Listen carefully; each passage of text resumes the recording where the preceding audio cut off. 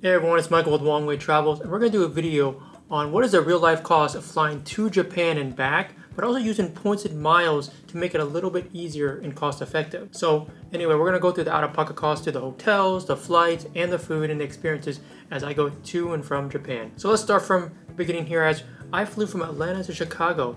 How much did that cost out of pocket? Did I use points? For this one, I did not. Why? Because the cash price from Atlanta to Chicago one way from Frontier was $82.96. That's pretty cheap. I got free check-in, free carry-on, free personal stuff, free seating because of my Diamond Elite status from Frontier Airlines. You can check the status match video over there. But that was really easy. Don't want to use points on that. So that's my first cost. $83. Let's move on to the hotel stay. We stayed one night at the Chicago or the Hyatt Regency.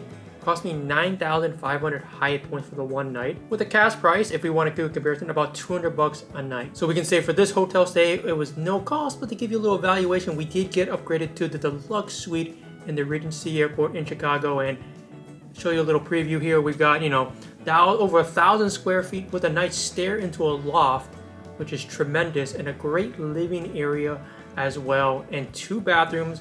We got your bathroom upstairs, the full, and then the half downstairs. And for food, for breakfast today, it's going to be comped through my Hyatt Global South, so it's free, $23. And for last night, for dinner, it was comped through these gift cards, which came through my American Express Business Gold Card. So that's money saved right now. But so far, our total all cost is $83 as we head to our flight to Japan. That'll be in the next segment. Hey everyone, so we're going to talk about my 4-day total and the real life cost for my time spent in Hokkaido and Sapporo. We noted the plane flight, all that stuff. So let's start with day one. We'll kind of run through it here as I got a lot of the receipts here, as you can see, for day one. And I'm going to read off my computer because there's a lot of stuff to go through here. Food for day one, for a couple people, we did, some coffee run and a late night food, which I didn't even eat until day 3. But anyway, the cost for the food and the coffee was about $12.80 for 2 people or $6 for 1 person. That's because we arrived at night in Sapporo. So that's day one, pretty quick. Let's move on to day 2 where we did a lot of food here, and first thing we did we did some ramen for lunch, which came out to about $18 for 2 people. And then we got some donut snacks that came around just under $5, and also a nice coffee break as well, which came out to around $8-9. And then for dinner we kind of went our own ways, but for what I got, I paid $8 for Hokkaido pork cutlet with rice, which was in the mall, which can be a little pricey but still very good. And then we capped it off as a dessert, which Hokkaido milk soft serve in the market area, which cost about $8 for 2 people. And a total for day 2 for food at least was about $48 for 2 or $24 for 1 person. Day 3, it was raining all day, so there wasn't much activity in general. We walked around a lot of indoor, and we got up late due to working. So really the food was kind of small here as we did. Player 2 got a Volpix taiyaki, which came out to $1.68 just for 1 person. And then we got another time, I got some more donuts, milk donuts from Hokkaido, which came out to just under $5 for 2 people. And then dinner was at the Owl Den restaurant in the mall, which came out to about $36, which included eating some soup curry, nice little room area, and some Japanese dishes as well, including squid. And the total for day 3 was about $42.84 for 2 people, or 1 person, $24. Kind of split the difference there. Let's move on to day 4, where we got a lot of food action here because, no rain. Let's go to Otaru. First thing I did was I decided to try McDonald's. Yeah, we got the shrimp burger there and some nuggets, which came out to about $6.58. And then player 2 tried to get a smoothie at 7-Eleven, and that's about a $2. Very nice thing to try there in Japan, as they make the smoothie right there in the shop with the machine. So let's move on to Otaru Canal, where we went to the city, and we got some milk soft serves, which came out to about $3.36 for 2 people. Fresh from Yamanaka Daily Farms. And then food was kind of limited, so we ate at the station. We got some fast food again. Yep. We got some Burger King. I tried the garlic and Nunu burger, and player 2 got a Whopper, so that came out to about $9 for 2 people. Just the burgers, no fries, no drinks. So we decided to get back to Sapporo Station. After Otaru, we got some special green muscats, which is really pricey, $13 for about a maybe 2-pound bag, I'd say. And then finally for dinner, we got Chinese food at a restaurant in Sapporo Station, which came out to $20. A lot of light food such as vegetables and rice. That was very good. And then I like to cap off dessert as usual with some milk soft serve again, which came up to about $3.63. And then I got myself a green smoothie at 7-Eleven to cap it off at night for $2. with a running total of $60 for 2 people or $30 for 1 person. And just miscellaneous here, I did some Family Mart or convenience store runs for water on the first night and the second night, which came up to $4. Got a couple bottles of water and some snacks.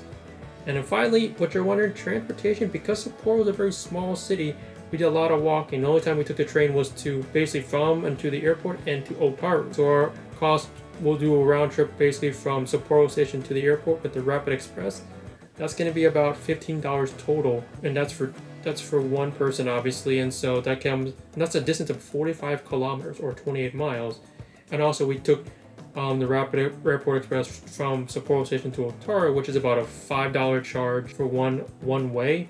So think about a round trip would be $10 for a distance of 22 miles. And of course we took an Uber from Sapporo to a hotel, which came out to about 15 bucks. So a total of about $40. And so for the grand total for 4 days in Hokkaido for our food, we did about $168 for 2 people or $84 for 1 person, and even cheaper if you go really local. As you can see, new video here as I'm trying to correct my totals for transit, and it's as followed here. So $30 from the airport to Sapporo Station for 2 people. Then we've got $20 from Sapporo Station to Otaru round trip for 2 people.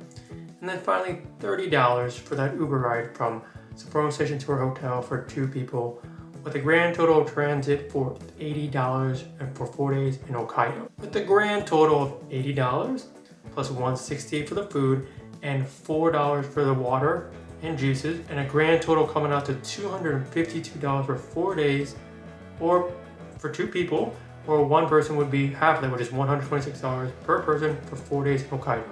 Pretty good deal, right? Anyway, obviously the costs are offset for the points and miles game with us, as that's being paid through for the hotels and lodging. So let's compare that to our next stop. We're gonna go over Tokyo for the next couple of days. Anyway, let's go to Tokyo for our next couple of days. So let's talk about my cost for Tokyo and feel like if it works out for you in the real life cost video for Japan. My first night in Tokyo on October 11th, and for transportation costs, it was pretty expensive that first night. Why? Because I took the bullet train from Osaka for 2 people, over $180.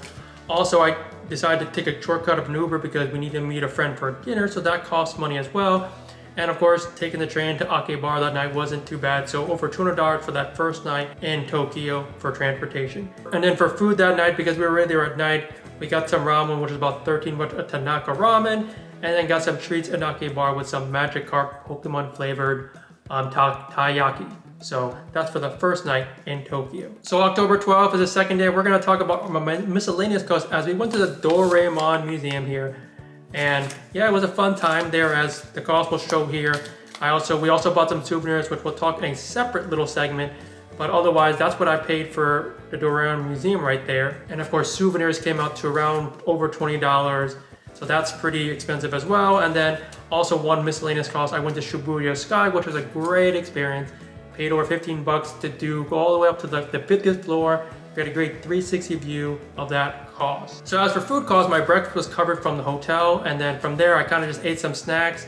And because of the museum, I didn't really eat much until we got to dinner, where I had onigiri. It was a very cheap dinner, I think 15 bucks total. I loved it at that little place in Shibuya. And then I also got some boba cocoa, which came up to a couple bucks as well for dinner. As for transportation, it cost about 20 bucks, and this includes, like I said, going to the Doraemon Museum, which was about an hour away from Tokyo, and then also paying a little extra, about 200 yen each way, and of course it would be 400 for 2 people. We took the special Doraemon bus from Noribito Station to the museum, and of course an additional train fare going to Shibuya and Shibuya Sky. So 20 bucks in total, pretty cheap, not bad. So that's my cost shown right there above for my second day in Tokyo with food, transportation, and miscellaneous. So we'll talk about October 13th here, as the cost for transportation was a little bit higher because we had to change hotels from, we went from Minato City to Shibuya, the Hyatt House, and we did decide to do an Uber just because of our luggage and stuff like that, but you don't have to. I'm gonna show you here with the train station ride we did as well at night. Came out to around just under 20 bucks for transportation costs in Tokyo and Shibuya and Minato City. As for food costs, we decided to splurge a little bit, and it costs over 80 bucks for the day today, as we did some all-you-can-eat A5 Wagyu shown here in Shibuya. It was a really nice experience. Eat some good food, enjoying the culture and the people there, and of course, just having a great time as well. And for some snacks, we got boba once again after our meal, so that's why the cost was so high. And let you know all you can eat wagyu is definitely not cheap in Tokyo. Also, here's some miscellaneous costs I bought for some wipes and floss, around I think $10. So there's a cost for the third day in Tokyo. We'll move on to our last day in Tokyo, which is the 14th, as we go back to America. So we're on the last day, October 14th. How much the cost for food? About $15, and the reason is because I decided to get a couple of smoothies from 7-Eleven, which is a very convenient thing to do in Tokyo. Saves time and money. Definitely recommend to do.